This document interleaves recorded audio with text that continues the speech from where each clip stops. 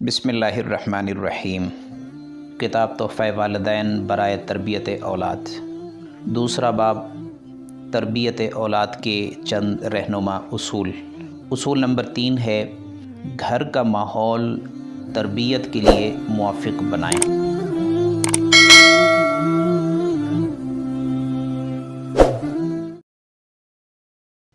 بچوں کی تربیت میں ماحول کا کردار بنیادی ہوتا ہے۔ ماحول عربی زبان کا لفظ ہے جس کے معنی ہیں چاروں طرف، آس پاس، ارد گرد یا گرد و پیش وغیرہ۔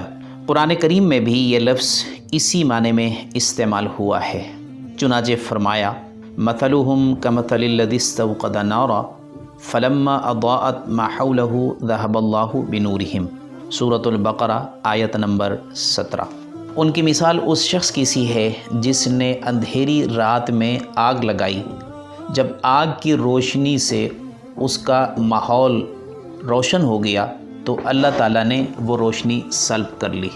بچے کی شاندار تربیت کے لیے بہترین ماحول انتہائی ناگزیر ہے۔ اگر بچے کی تربیت کے لیے ماحول سازگار نہ ہو تو اچھی تربیت بہت مشکل ہے، لیکن کوئی شخص پھر بھی ایسے ماحول میں اعلیٰ اقدار اپنانے یا بچوں کی اچھی تربیت کا خواہاں ہو جائے تو اس کے حصول کے لیے سخت کٹھن حالات سے اسے گزرنا پڑتا ہے۔ یہ ایک حقیقت ہے کہ جب بچہ اپنے ماحول سے صحت مند اور اعلیٰ اخلاقی قدروں کی حامل سرگرمیاں دیکھے گا، کچھ اچھا سنے گا، دوسروں کے لیے نیک جذبات، نیک خواہشات، اچھے خیالات اور اچھے کرداروں کا مشاہدہ کرے گا تو اچھا ان پٹ اس بچے کے دل و دماغ میں داخل ہوگا۔ یہ ان پٹ اس کے دل و دماغ پر خوشگوار اثرات مرتب کرے گا اور پروسیس ہو کر بہترین آؤٹ پٹ کی شکل میں اس بچے کے اعضاء و جوارح سے مثبت سوچ، اچھے رویوں اور بہترین کرداروں کی شکل میں ظاہر ہوگا۔ اب سوال یہ ہے کہ بچے کی تربیت اور اس کی تشکیل کردار میں کون کون سے عناصر اس کے ماحول میں حصہ لیتے ہیں۔ اس سلسلے میں ماہرین کا کہنا ہے کہ بچے کے ماحول میں پہلی درسگاہ ماں کی آغوش ہے۔ بچے کو ماں کے ساتھ زبردست لگاؤ ہوتا ہے کیونکہ وہ 9 ماہ تک ماں کے پیٹ میں رہتا ہے، اور پھر جس لمحے اس نے شعور کی آنکھ کھولی ہوتی ہے تو پہلا چہرہ اس کے سامنے ماں کا ہی آیا ہوتا ہے۔ ماں ہی ہے جس نے رات دن اس کی تمام ضروریات کا خیال رکھا ہوتا ہے، چنانچہ بچہ ماں کے مزاج سے بہت زیادہ ہم آہنگ ہوتا ہے۔ اب بچے کے لیے ماں کی آغوش پہلا مدرسہ ہے جہاں سے وہ اپنی تعلیم و تربیت شروع کر لیتا ہے۔ وہ ماں کی نشست و برخاست، اس کی حرکات و سکنات اور اس کی عادات و اطوار کو اپنائے بغیر نہیں رہ سکتا۔ اب ماں اگر پڑھی لکھی ہے، سلیقہ مند ہے، وہ خود تربیت یافتہ ہے تو پہلے ماحول کے طور پر ماں کی یہ سب اچھی عادات بچے میں منتقل ہو جاتی ہیں۔ ماں کے بعد باپ کا نمبر آتا ہے جو بچے کے ابتدائی ماحول میں بہت اہم کردار ادا کرتا ہے، چنانچہ باپ کے مزاج، اس کی نشست و برخاست، اس کے انداز گفتگو، اس کی نفرت و محبت کے رویوں سے بچہ سیکھنا شروع کرتا ہے۔ پھر اس بچے کا ماحول گھر کے اندر سے وسیع ہو کر دادا دادی، نانا نانی، بہن بھائی، چچا تایا اور دیگر افراد خانہ تک پھیلتا ہے۔ پھر کچھ ہی عرصے میں گھر سے باہر قریبی پڑوسیوں اور ان کے بچوں سے ہوتا ہوا اس کا ماحول محلے کے بچوں، خاندان کے افراد اور دیگر دور کے رشتہ داروں تک پہنچتا ہے۔ اس کے بعد بچہ جب مکتب اور اسکول میں داخل ہو جاتا ہے جہاں اس ادارے کے بچوں، اساتذہ اور ملازمین سے اس کا واسطہ پڑتا ہے، یوں وہ بھی اس بچے کے ماحول میں داخل ہو جاتے ہیں اور اس کی تعلیم و تربیت پر اثرات مرتب کرتے ہیں۔ بچے کا پھیلتا ہوا یہ ماحول خوش قسمتی سے اگر اچھا رہا، اس میں خیر کا پہلو غالب رہا، وہاں لوگ پڑھے لکھے تھے، سلیقہ مند تھے، وہاں دینی اقدار کی پاسداری کی جاتی تھی، وہاں ایک دوسرے کے لیے خیر خواہی پائی جاتی تھی، وہاں لوگ صحت مند اور صاف ستھرا رہنے کو پسند کرتے تھے، وہاں لوگ نظم و ضبط کے ساتھ حشاش بشاش، تندرست و توانا اور پھرتی کے ساتھ رہتے تھے، وہاں دوسروں کو عزت دی جاتی تھی، پیار محبت اور نرمی کا رویہ روا رکھا جاتا تھا، لڑائی اور شور ہنگامہ سے دور رہتے تھے، اس کے ماحول کے لوگ ملنسار تھے اور دیگر اچھی اقدار کے حامل تھے۔ یقیناً اس ماحول میں پرورش پانے والا بچہ بھی ان تمام اچھی اقدار اور خصوصیات کا حامل ہوگا۔ اس بچے کو ان خصوصیات کے حصول میں زیادہ دشواری نہیں ہوگی۔ ریسرچ بتاتی ہے کہ 50% مزاج اور رویے انسان پیدائشی اور موروثی طور پر لے کر دنیا میں آتا ہے اور 50% اپنے ماحول اور ارد گرد سے حاصل کرتا ہے۔ اس میں اس کی جبلتوں کا اہم کردار ہوتا ہے۔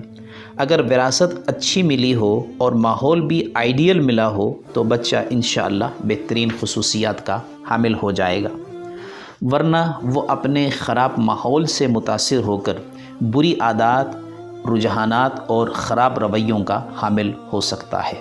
اس ساری صورتحال کو سامنے رکھنے سے ایک بات واضح ہو کر سامنے آتی ہے کہ والدین اگر بچوں کی اچھی تربیت کرنا چاہتے ہیں تو پہلے اپنے گھر کے ماحول کو درست کر کے تربیت کے لیے موافق بنائیں۔ والدین پہلے اپنی تربیت پر توجہ دیں، اچھی عادات و خصوصیات اپنائیں اور بری عادات و خصوصیات کو اپنی ذات اور اپنے گھر کے ماحول سے نکالنے کی کوشش کریں۔ پہلی اولاد پر زیادہ توجہ دینے کی ضرورت ہوتی ہے۔ اگر اس کو اچھا بنانے اور اچھی تربیت کرنے میں والدین کامیاب ہوئے تو عموماً بعد میں آنے والا بچہ اپنے سے بڑے بہن بھائیوں کی پیروی کر رہا ہوتا ہے۔ گھر کا ماحول درست کرنا اس لیے ضروری ہے کیونکہ بچہ وہ نہیں سیکھتا جو اسے والدین بتاتے ہیں یا سمجھاتے ہیں، بلکہ بچہ وہ سیکھتا ہے جو اسے اپنے گھر، والدین اور ماحول سے دیکھنے کو ملتا ہے۔ لہٰذا بچے کو اچھا دکھانے اور اچھا مشاہدہ کرانے کے لیے اپنے گھر کے ماحول کو تربیت دوست بنانے کی ضرورت ہے۔ اگر والدین یہ چاہتے ہیں کہ ان کی اولاد نماز کی پابند ہو تو خود والدین کو چاہیے کہ وہ اہتمام کے ساتھ نمازوں کی پابندی کریں۔ اگر وہ چاہتے ہیں کہ بچے باجماعت نماز پڑھنے کے عادی ہوں تو والد اور گھر کے دیگر مرد حضرات کو مسجد میں جا کر نماز باجماعت کی پابندی کرنی چاہیے اور بچوں کو بھی اپنے ساتھ مسجد لے کر جانا چاہیے۔ اپنے گھر میں نمازوں کے بارے میں گفتگو کریں، نماز کی پابندی کے لیے ایک دوسرے کے ساتھ تعاون کریں۔ ماں اور دیگر خواتین کو گھروں میں نمازوں کا اہتمام کرنا چاہیے۔ گھر کے ماحول میں نمازوں کی اس طرح پابندی دیکھ کر بچہ خود ہی نمازی بن جائے گا۔ اسی طرح اگر والدین چاہتے ہیں کہ ان کی اولاد دینی اقدار کی پابندی کرے تو خود والدین ایسا کر کے بچے کو اچھا ماحول فراہم کریں۔ اگر والدین چاہتے ہیں کہ ان کی اولاد جھوٹ نہ بولے تو خود والدین جھوٹ کو اپنی زندگی سے خارج کر دیں، چاہے کچھ بھی ہو جائے جھوٹ کسی حال میں نہ بولا جائے۔ اگر والدین یہ چاہتے ہیں کہ ان کی اولاد بک ریڈنگ سے اور تعلیم میں دلچسپی لے تو والدین گھر میں خود بک ریڈنگ کریں اور پڑھنے لکھنے کا ماحول بنائیں۔ ریڈنگ کے لیے ایک گوشہ یا ایک کمرہ متعین کریں جس میں لائبریری کا انتظام ہو اور خود والدین اس لائبریری میں بیٹھ کر کچھ نہ کچھ مطالعہ اور لکھنا پڑھنا کرتے ہوں تو بچہ اپنے والدین اور گھر کے ماحول کو دیکھ کر خود بخود اس طرف آئے گا۔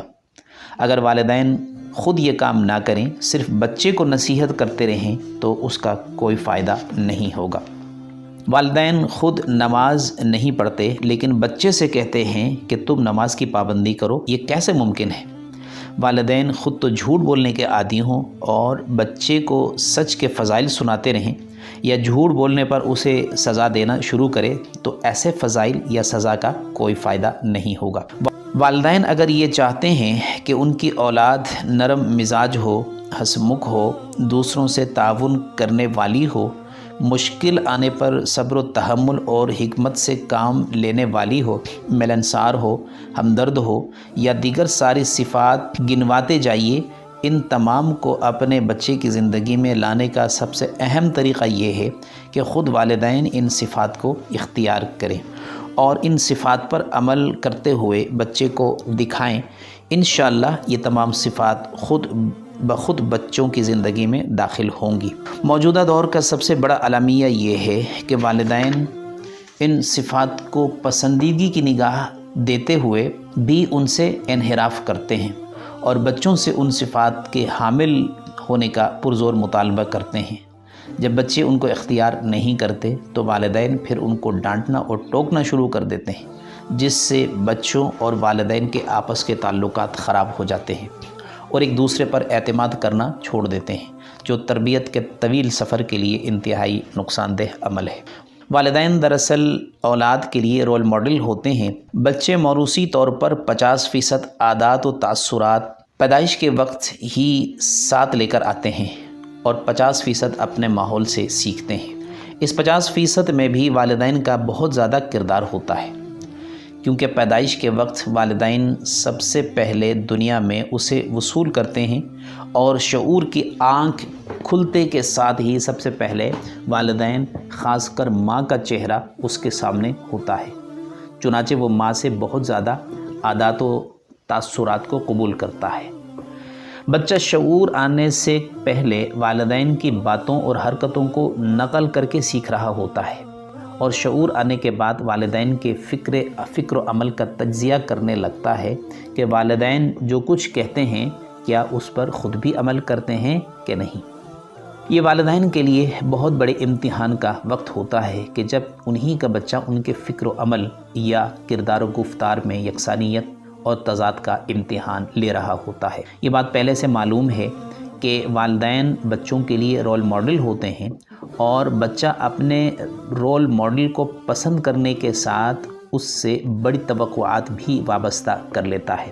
ایسے میں والدین کو بہت محتاط ہونے کی ضرورت ہے کہ وہ بچے سے جو کہیں یا ہدایات اسے دیں ان پر پہلے وہ خود عمل پیرا ہوں، ورنہ بچوں کو اس بات کی ہدایت ہی نہ کریں، کیونکہ جب بچہ دیکھتا ہے کہ اس کے ہیرو یعنی والدین کچھ کہہ رہے ہوتے ہیں، کر کچھ اور رہے ہوتے ہیں، تو یہ ڈبل اسٹینڈرڈ ہے جس کی توقع بچے اپنے والدین سے نہیں رکھتے۔ لیکن جب والدین اس طرح کے ڈبل اسٹینڈرڈ اختیار کرتے ہیں تو یہ منافقت کے زمرے میں آتا ہے اور اسی کی وجہ سے بچے کی نظر میں والدین کی ہیروشپ ختم یا کم ہو کر رہ جاتی ہے۔ اس صورتحال میں بچے والدین کی باتیں ہی ماننا اور سننا چھوڑ دیتے ہیں یا والدین کی تقلید میں یہ سمجھنا شروع کر دیتے ہیں کہ یہ باتیں صرف کرنے کے لیے ہوتی ہیں، عمل کرنے کے لیے نہیں۔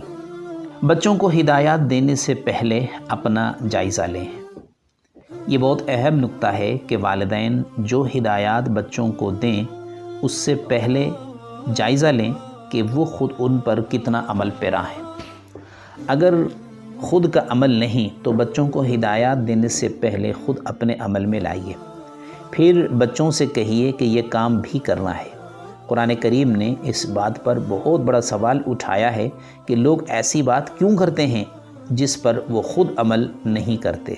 چنانچہ فرمایا یا ایھا الذین آمنوا لم تقولون ما لا تفعلون کبر مقتا عند اللہ ان تقولوا ما لا تفعلون۔ سورۃ الصف آیت نمبر 2-3۔ ایمان والو، تم وہ بات کہتے کیوں ہو جو خود کرتے نہیں؟ اللہ کے نزدیک بہت بڑا گناہ ہے کہ ایسی بات کرو جو خود تمہارے عمل کا حصہ نہیں۔